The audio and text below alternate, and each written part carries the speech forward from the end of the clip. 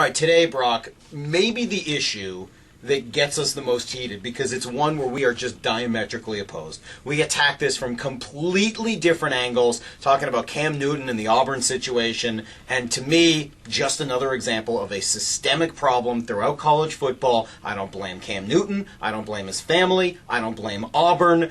This is what needs to be done in a terrible system, to me, that robs athletes because they're the ones making the money, and tons of money, without getting paid themselves. If these allegations turn out to be true, and indeed he's taken and solicited hundreds of thousands of dollars, he's a selfish, spoiled, entitled brat, just like Reggie Bush. And he sabotaged short-term gains in his program and his coaches' livelihoods and the program and the athletic department at Auburn for his own wishes. And I don't think that's epidemic throughout college football. I'm not naive. I realize the system, there is many areas of it that's broken. In the model and the bureaucracy of the NCAA and the billions of dollars, anytime you get into that business, there's going to be issues.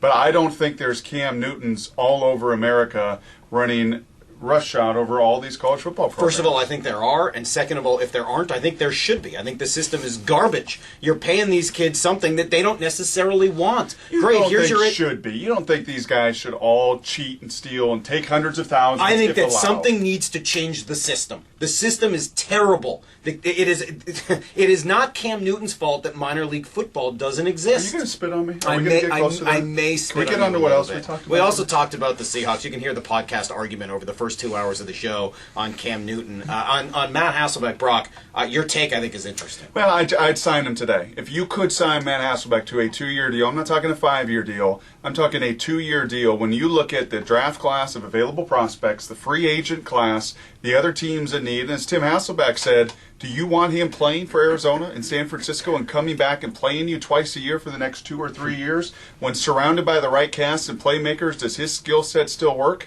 I think you and I both argue in those situations, yes.